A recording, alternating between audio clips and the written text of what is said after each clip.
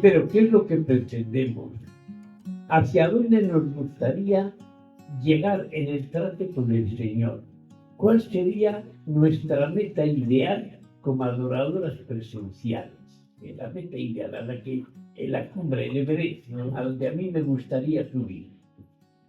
Pretendemos ser adoradores perentes de Dios, perentes. Adorar en nuestra noche de vela, por supuesto. Adorar en nuestro trabajo, en nuestras diversiones, hasta en el descanso del sueño, ¿verdad? Una adoración ininterrumpida. Se puede dormir, ¿verdad? Y al mismo tiempo alabar al Señor, de alguna manera. No solo cumpliendo el sueño, sino que estás tan lleno de Jesucristo que incluso durmiendo, ¿verdad? El Señor estáis en contacto, ¿verdad? No diríamos intelectualmente porque estás dormida, pero no se rompe ese cinturón que te une a Cristo. ¿Es posible esto, una adoración ininterrumpida? ¿Es posible? Pues es lo que vamos a ver, ¿ya? Y vamos a pedir al Espíritu Santo, ¿verdad?, que nos dé su luz, que nos dé su luz.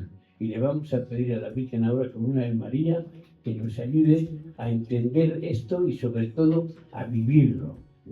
Dios te salve María, llena de gracia, el Señor es contigo. Bendita tú eres entre las mujeres, bendito es el fruto de los vientres de Jesús. Santa María, Madre de Dios, ruega por nosotros pecadores, ahora y en la hora de nuestra muerte. Amén. Esto hacía siempre San Juan de Ávila. San Juan de Ávila en todos los sermones, ¿verdad? Al principio hacía rezar al público una vez María. La razoné, ¿verdad?, para que ese sermón produjera frutos. Bueno. ¿Cómo hemos de saber pasar del Cristo de la custodia al Cristo pobre y abandonado de las periferias, que hemos dicho muchas veces? Tenemos que saber pasar del Cristo de la custodia que adoro al Cristo pobre, a este hermano que está en necesidad, que me encuentro al salir de la adoración. Así hemos de aprender también a pasar del Cristo adorado en la custodia al Cristo adorado en mi propio corazón.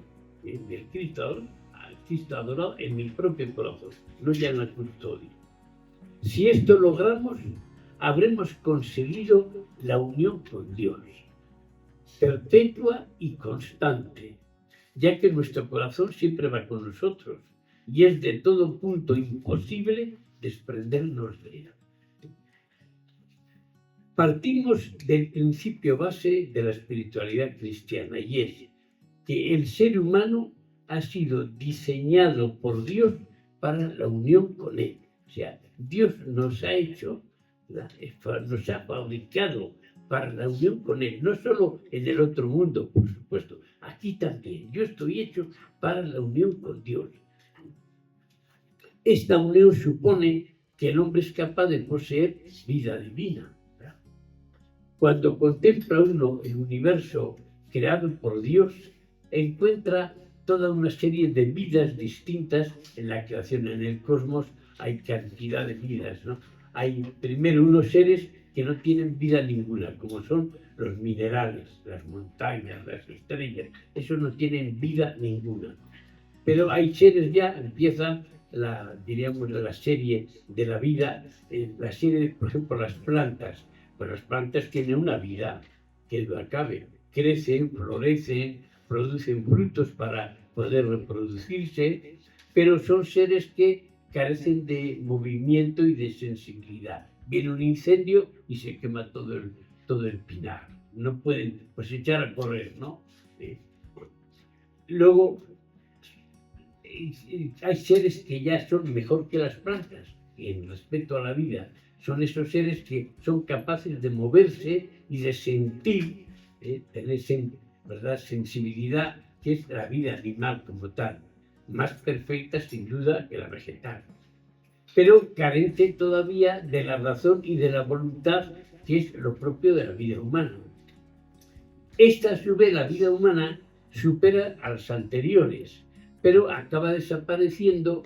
¿Por qué? Porque al ser la materia uno de sus componentes, es una vida finita. La materia acaba siempre por diluirse, por ¿verdad?, agotarse. Cosa que no sucede, por ejemplo, con la otra clase de vida que hay en el cosmos, que es la vida angélica, la vida de los espíritus, puramente espiritual, sin soporte alguno material y por tanto con vida inmortal. Ahí tenemos ya toda la serie: minerales, plantas, animales, el hombre y los ángeles, toda la creación de Dios, ¿verdad? Si ahora abrimos la Biblia, topamos con esta afirmación de Jesús: yo soy el camino, la verdad y la vida. Él es la vida. Más aún, Jesús nos dirá que ha venido para que los hombres tengan vida y además vida en abundancia, dice Jesús, que tengan vida en abundancia. Y al anunciar la Eucaristía, en el capítulo 6 de San Juan, nos dice qué clase de vida es la que nos va a ir a regalar. Tenéis ese, ¿verdad? Nada menos que la vida eterna. Recordad frases de Jesús en ese Evangelio, capítulo 6 de Juan: yo soy el pan vivo, pan vivo, que ha bajado del cielo. El que coma de este pan vivirá para siempre. Es decir, tiene vida eterna. Quien come de este pan, la vida no se le rompe, vida eterna. Y Jesús nos aclara que esa vida eterna es una vida divina. No es vida eterna, pero divina, al decirnos: como el Padre que vive me ha enviado y yo vivo por el Padre, así del mismo modo el que me come vivirá por mí. Por tanto, vida divina, la misma vida que tiene el Padre. Por eso decía Jesús, vendremos a Él y haremos morada en Él. Ahora bien, sabemos que esta vida divina el hombre la adquiere únicamente en el bautismo. Por eso es tan importante. Cuando a mí me da una pena ahora tanta gente que ya no bautiza a los hijos, no saben el daño que les hacen, pues la privación terrible, ¿verdad?, que les causa. Esa vida divina solamente, esto no hay otro camino, se adquiere en el bautismo. Nos preguntamos, ¿sabremos vivir esta vida divina? ¿Sabremos vivirla? Porque vivir una vida, al fin y al cabo, es un aprendizaje. Lo vemos en la vida animal, ¿verdad? Como los leones enseñan a cazar pues, a sus cachorros, las águilas enseñan a volar a los aguiluchos, los padres enseñan a sus hijos, pues nace un niño, no sabe nada, pues le enseña a comer, a lavarse, luego a andar, luego a ser educado, responsable, trabajador, constante. Es el aprendizaje de la vida. Toda vida es un aprendizaje continuo y cada vez más amplio y profundo. Lo mismo pasa con nuestra vida divina, la tenemos ahí, sí nos la han dado, pero ahora ya empieza, diríamos, a actuar, a desarrollarse como vida. Por eso nos salen al encuentro dos preguntas. ¿Cómo podremos vivir esta vida divina que poseemos desde recién bautizados? ¿Cómo puedo yo vivir esta vida divina que la tienes ahí? No es una imaginación. Estar bautizada, tienes vida divina. Pues andando por dos caminos, que son el camino de la presencia de Dios y el camino de la unión con Dios. O sea, la vida divina yo la vivo de estas dos maneras: camino, presencia de Dios, y otro camino que es más fuerte, unión con Dios. La segunda pregunta es esta: ¿cómo lograr que esta vida divina que ya tengo llegue en mí a la madurez? O sea, ¿cómo esta vida llevarla, ¿verdad?, a la madurez? Pues frecuentando otros dos caminos, que son aquí el camino de la filiación y el camino de la identificación con Jesús. En total son 4 caminos, ¿verdad? Para vivir la vida, presencia de Dios, unión con Dios. Para que esa vida madure y sea un fruto, diríamos, una manzana reineta, madurita, exquisita, entonces necesitamos el camino de la filiación y el camino de la identificación con Jesús. Comenzamos con la primera pregunta, el camino de la presencia de Dios. Primer camino, presencia. Para andar bien este camino, ayuda mucho crear en nuestro interior una triple atmósfera. Una atmósfera de silencio, soledad y paz. Atmósfera de estos tres ingredientes: silencio, soledad y paz, lo cual es muy difícil en el mundo moderno. Ahora, como decía Pablo VI, dice, la vida interior se ha hecho muy difícil en el mundo, y eso hablaba, fíjate, hace ya 50 años, ¿qué diría ahora? ¿Por qué? Porque estamos llenos de ruidos continuamente, ¿no? Entonces, manejar esto no es fácil, no es fácil. Al menos crear dentro de nosotros, de alguna manera, un pequeño desierto en el que florezca el silencio, la soledad y la paz. Sobre esta base, la presencia de Dios fluye sola, y más cuando nos acordamos de que por dentro no estamos huecos, sino habitados, como dice Santa Teresa. Esta atmósfera de silencio, de soledad y de paz, por ejemplo, aquí, cuando salimos al bosque, a las praderas, en esa soledad, da gusto, o sea, es que lo tienes ya, diríamos, en la mano, ¿no? Pero ya en un Madrid, en un Bilbao, como estamos en cualquier capital, hay mucho más difícil. Entonces, pero tenemos que hacer ese entrenamiento de que aunque yo esté lleno de ruidos por todos lados, sin embargo, dentro de mí hago ese silencio, ese pequeño desierto. Se puede, no es una cosa, no, y hay gente que lo lleva así, ¿verdad? Pienso que el mejor modo de vivir esta presencia divina en nosotros es aprovecharnos de las vivencias que tenía Teresa de Ávila. Santa Teresa, no cabe duda, es una mística formidable, al mismo tiempo es una mujer con los pies muy en la tierra. Pues ella va a ser un poco nuestra maestra a través de algunas frases, ¿verdad?, que nos ayudan a tener esta atmósfera que digo de paz, soledad y silencio.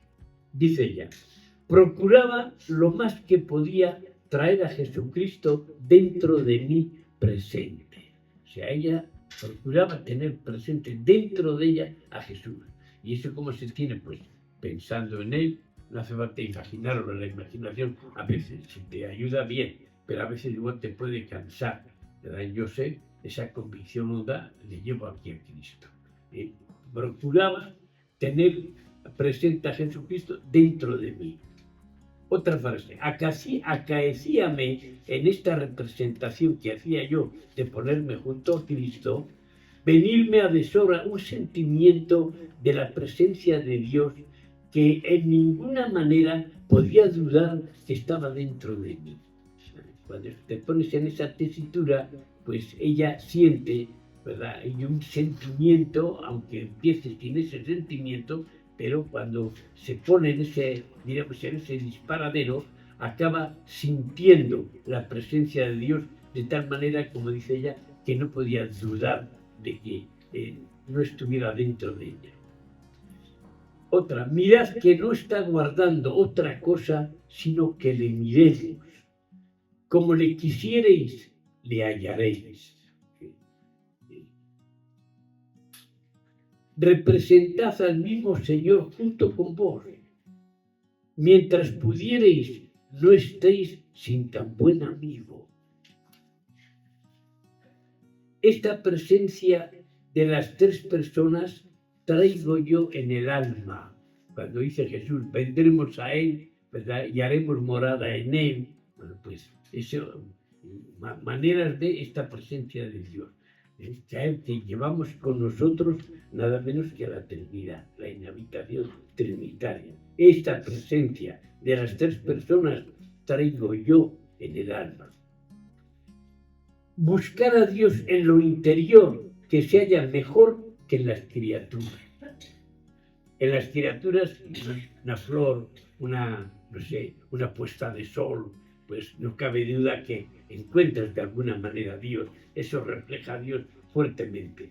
Pero, como dice ella, buscar a Dios en lo interior se halla mejor que en las criaturas. Cuando no se siente la presencia de Dios, es menester que la busquemos. Es porque esto, claro, no es espontáneo. Yo no siento la presencia de Dios. Búscala. Trabaja por decir: Señor, estás aquí, creo en ti. De hecho, cuando comienza la oración, los preámbulos de la oración, uno de ellos es este, ¿no? Señor, creo que estás aquí, voy a hablar contigo, te quedas un ratito, ¿verdad? Sintiendo esa presencia de Dios que está ahí, y luego ya empiezas tu meditación, ¿verdad? Hablar con el Señor, tu diálogo. Aun en las mismas ocupaciones, hemos de retirarnos a nosotros mismos, porque solo aquel acuerdo de que tenemos compañía es de gran provecho.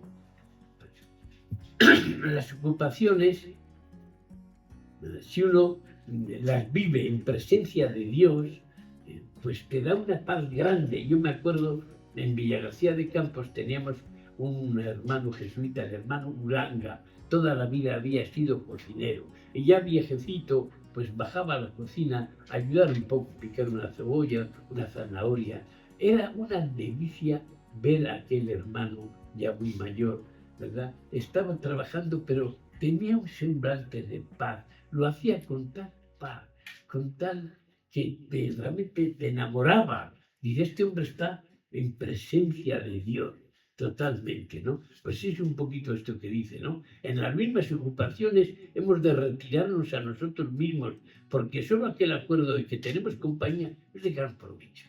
Él pensaba, y estoy haciendo aquí, el Señor está conmigo, y hasta se le iluminaba el rostro, ¿verdad? Es extraordinario, Urania.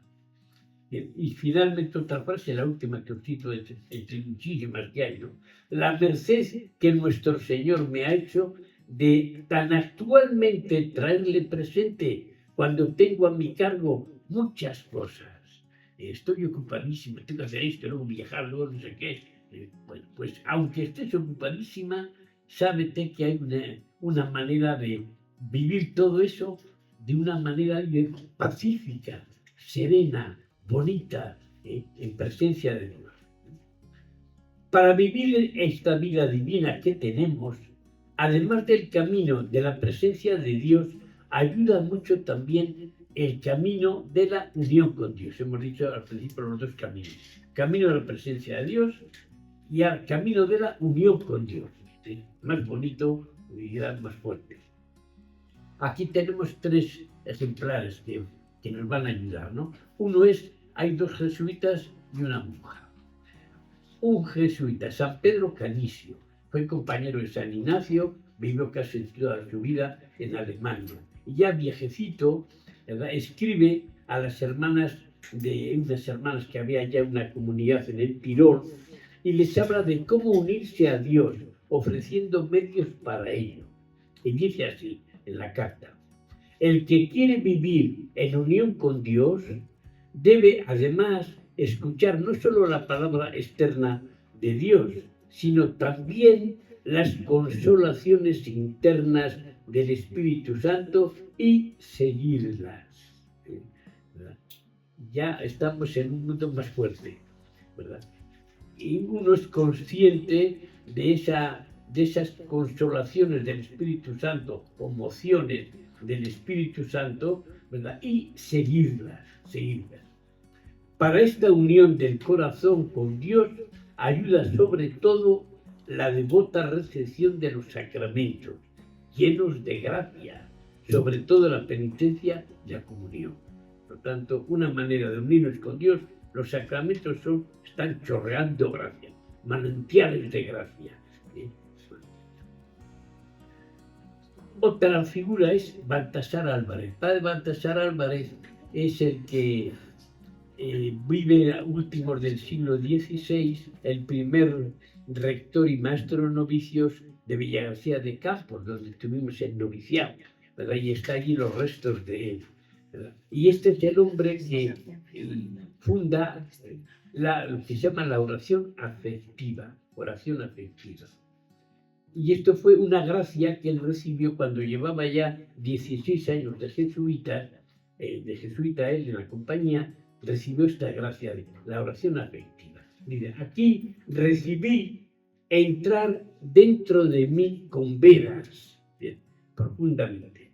Y también se me fijó una como ordinaria composición corporal de Cristo nuestro Señor. Se imaginaba a Cristo, ¿verdad?, su Cristo, diríamos, ¿verdad? Como el Cristo lo imaginamos de diversas maneras, unos de una, otros de otra. Bueno, pues él recibe esto, ¿no? Entrar dentro de sí con veras, salir fuertemente, y luego una imagen de Cristo que la tenía como grabada. Después a lo mejor la imagen de un cuadro bonito que has visto. Yo cuando pienso en Cristo casi siempre tengo la figura de Bottoni. Bottoni fue un pintor italiano que es el que tiene el corazón de Jesús, está Jesucristo con el corazón. Con la mano izquierda te está dando el corazón y con la derecha te está pidiendo el tuyo. Es muy bonita. Te doy mi corazón, pero dame el tuyo. Bueno, pues desde que el Señor me hizo esta misericordia, esa gracia que dice, la oración es ponerme en su presencia, dada interior y corporalmente permanente, como algo que ha quedado a modo de hábito asentado en mí. Unas veces me pongo en su presencia, unas veces gozándome en él, otras discurriendo sobre palabras de la Divina Escritura, otras callando, otras descansando. Y este callar en su presencia, descansando, es un gran tesoro, porque el Señor de todas las cosas le abran y son abiertas a sus ojos, mi corazón, mis deseos, mis pruebas, mis entrañas. Nuestro principal cuidado ha de ser unidos, gozar de Dios. Unidos, gozar de Dios. No es necio el que busca fuera de la casa lo que tiene dentro de ella, pues así es la vida del que busca siempre a Dios y nunca le goza. Holgarse con Dios en la oración, gozar de Él, es fruto común de los bienaventurados del cielo y de los justos del suelo, ¿verdad? O sea, es descansar en el Señor, oración afectiva. No tengo grandes ideas, sino me recuesto en el Señor, como quien dice, gozo de la presencia de Jesucristo dentro de mí, ¿verdad? Llama la oración afectiva. Tuvo sus dificultades porque los jesuitas somos muy racionales, ¿verdad? La meditación y tal. Y la misma compañía puso algunas dificultades, pero se abrió paso este modo de orar, ¿no? De tipo más bien afectivo, de descansar en el Señor, gozarse del Señor. Y luego la monja, pues ¿quién va a ser? Santa Teresa. Santa Teresa nos enseña otro camino de unión, quizás más a nuestro alcance. Espigando en sus obras encontramos frases como estas. Lo que es unión ya se está entendido que es de dos cosas divisas, divididas, hacerse una. Eso es unión. De dos cosas hacer una. La verdadera unión se puede muy bien alcanzar con no tener voluntad, sino atada con lo que fuere la voluntad de Dios. Veréis que este es como el ADN de Santa Teresa, que es el ADN de Jesucristo y el ADN de cualquier santo. La verdadera unión con Dios se da cuando mi voluntad llega a identificarse totalmente con la divina. Señor, ¿quieres esto? De cabeza. Es que ni lo pienso, de cabeza. Esta unión, sigue Santa Teresa, con la voluntad de Dios, es la unión que toda mi vida he deseado. Fijaros, Santa Teresa es una gran mística, pero ella reconoce que para lograr la unión plena con Dios no hace falta el camino extraordinario de la mística. Te ayuda mucho porque es más suave en cierto sentido y más, digamos, más agradable, pero dice ella, esta unión con la voluntad es lo que yo más he deseado. Dice, a mí me hubiera gustado ir por el camino carretero de todos, porque se puede llegar al mismo punto, a la misma meta, tanto por la mística como por la estética. Es decir, mi voluntad, lo que tú quieras, Señor, lo que tú quieras. ¿Ves? La unión de la voluntad humana con la divina.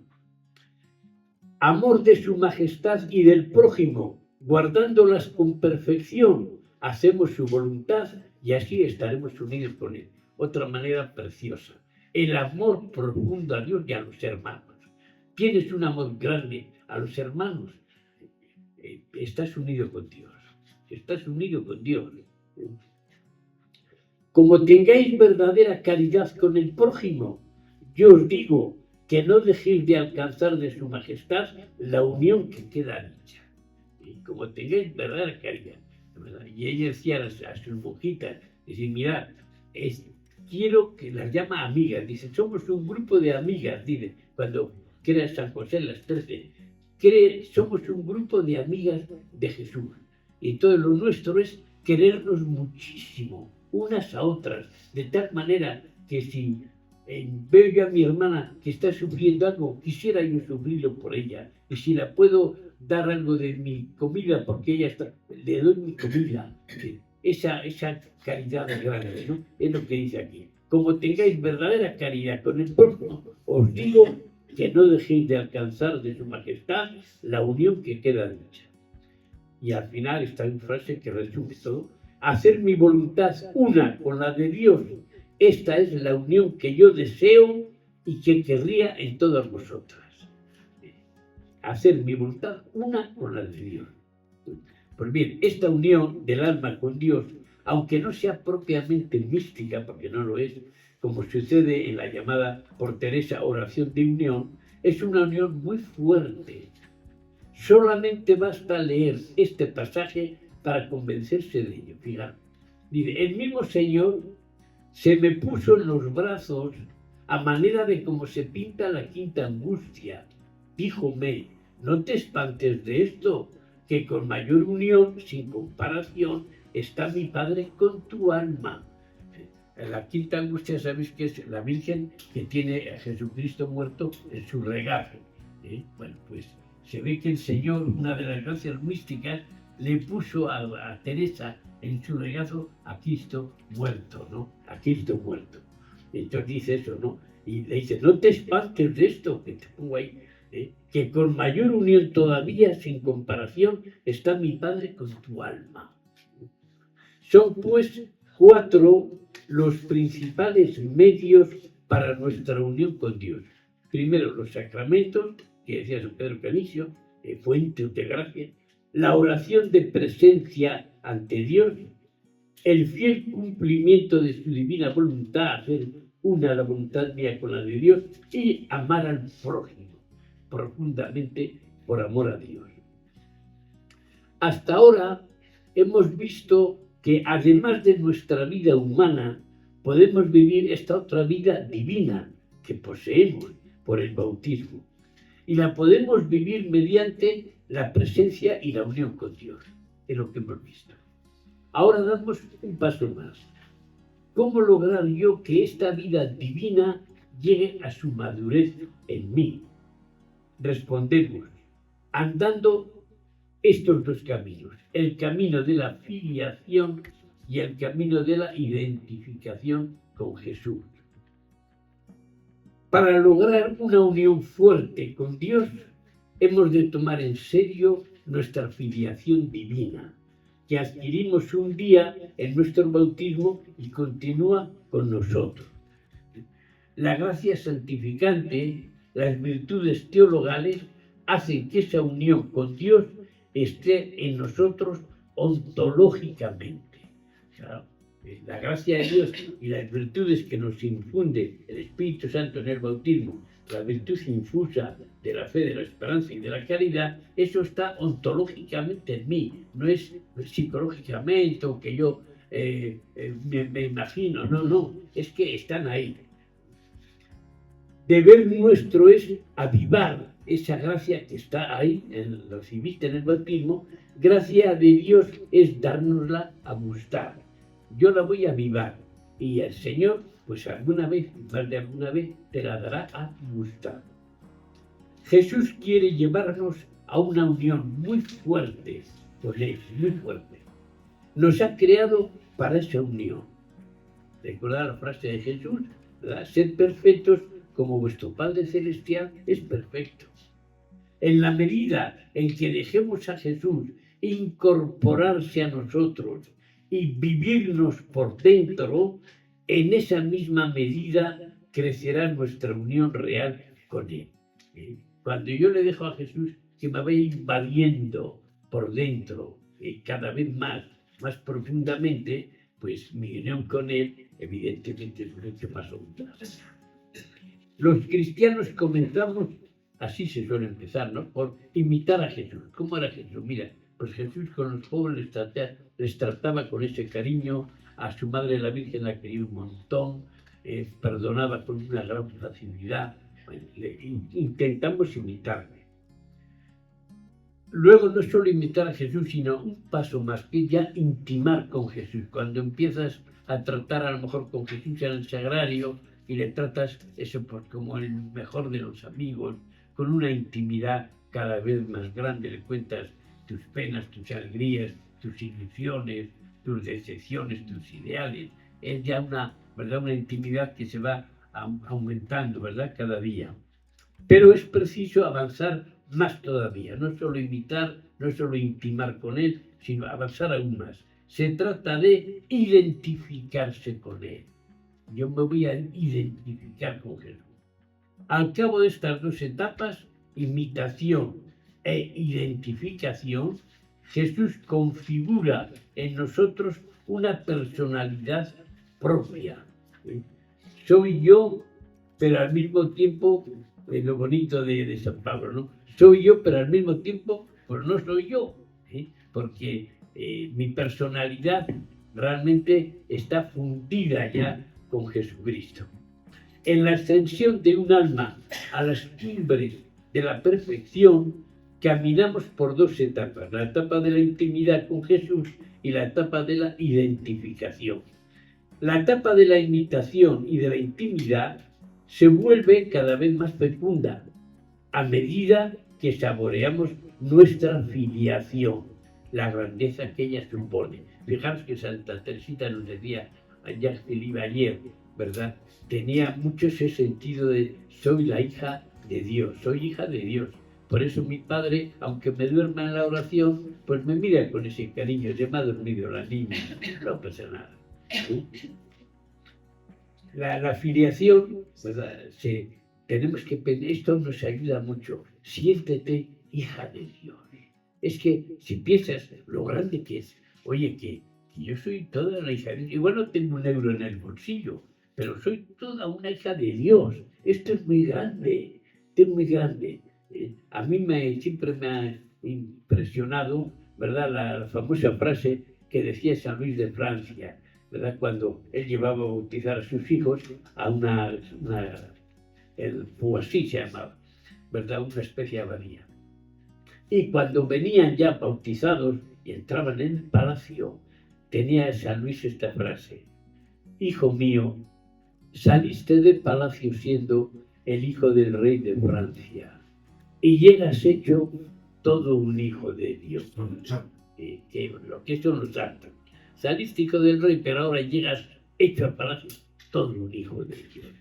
Claro, sentía lo que es la filiación, la gran dignidad. Y luego la intimidad y la confianza que lleva consigo.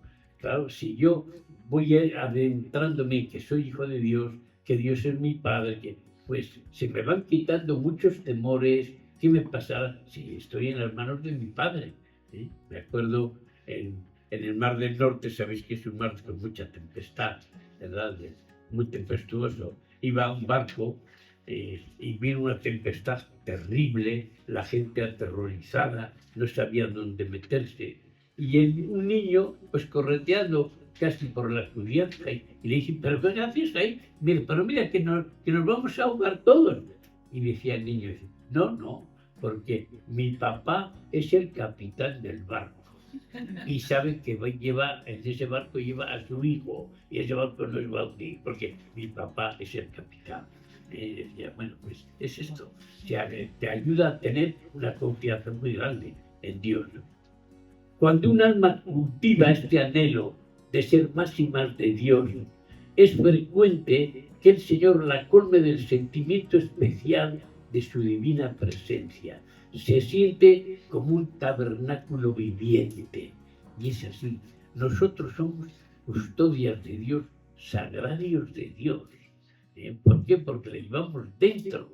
Dios fíjate, soy una custodia de Dios. Soy un sagrario, un tabernáculo de Dios. Poco a poco se despoja de sus sentimientos para revestirse de los sentimientos de Cristo. Y de esta manera, suavemente, el alma deja de ser quien es, oscura y ciega, y comienza a parecerse más y más a Jesús, hasta llegar a transformarse por completo en Él. Nos despojamos de los sentimientos y nos vestimos de los sentimientos de Cristo, de lo que dice la Escritura. Tened los sentimientos de Cristo, dice San Pablo. Comienza a experimentar algo parecido a lo que San Pablo dice en la carta a los Gálatas. Vivo yo, mas no soy yo el que vive, sino que es Cristo quien vive en mí. Entonces, es cuando ya vas notando que Dios se te mete, y así están las entrañas, cada vez más, ¿no? Vas notando que sí, tú vives, por supuesto, y haces cosas, y hablas, y lo que sea, y respiras, pero en el fondo, el que te hace eso, notas que hay una persona dentro. Aquí esto es Cristo, el que habla por mí, el que consuela a esa persona por mí, el que a lo mejor, pues, da esa limosna a un pobrecito, ¿verdad? Pero más que yo, es Él el que la da. Es sentir un poco que estás habitado, ¿verdad? Y que es Él el que vive en ti más que tú en ti mismo. Aquí uno de los grandes obstáculos que pueden dar al traste con este deseo de parecerse más y más a Cristo es la falta de recogimiento interior y la disipación del corazón. Son los dos enemigos que hemos de procurar evitar, ¿verdad? Recogimiento interior, falta de recogimiento. Y luego disipación del corazón. Es tiempo de vaciarse de todo aquello que pueda ofender a Dios, con lo que el alma entra en un estado de purificación exigente, ¿verdad? Todo aquello, aunque sea una brizna, que yo veo que entra en contradicción con Dios, fuera. El mayor peligro que acecha aquí al alma es el de volver a mendigar los consuelillos de las criaturas, desoyendo las invitaciones de Dios que muestran nuevas cumbres por escalar. Son momentos para recordar estas frases bíblicas. Estáis muertos ya y vuestra vida está escondida con Cristo en Dios. Tú ya has muerto a ti misma. Revestíos de Cristo. Estamos injertados, dice, en Cristo. Para mí el vivir es Cristo y una ganancia el morir. Entonces, es este momento en que tú ves que Cristo va tomando eso cada vez más prestancia, más fuerza dentro de ti. Con esto hemos madurado mucho la filiación que constituye nuestro ADN, el ser hijo de Dios, con lo que todo esto lleva consigo. Pero para llegar a la cima, estamos subiendo al Everest, hemos de dar un paso más todavía. Jesús no se contenta con el amor inmenso con que Él ama a su Padre del cielo, quiere amarlo también junto con todos nosotros. A Jesús no le basta su humanidad para querer a Dios.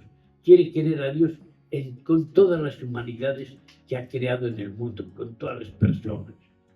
Porque como dice San Agustín, totus Christus ille et nos, el Cristo total es Él más nosotros. Para saciar esa sed ardiente que tiene Jesús de amar a su Padre, es por lo que nos pide a cada uno de nosotros. Oye, ¿quisieras tú prestarme tu pequeña humanidad para con ella amar yo a mi Padre Celestial? ¿Me dejas tu humanidad para amar yo a mi Padre, que es el gran sueño de Cristo y la gran ansia de Jesucristo?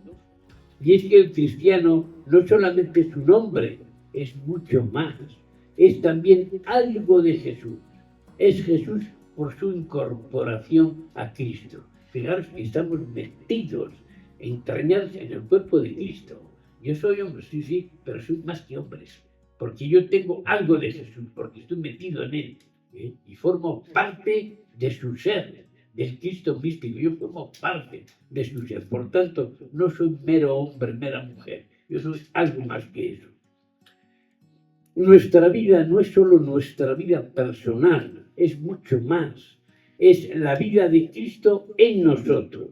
Es la continuación de la vida de Jesús en mí.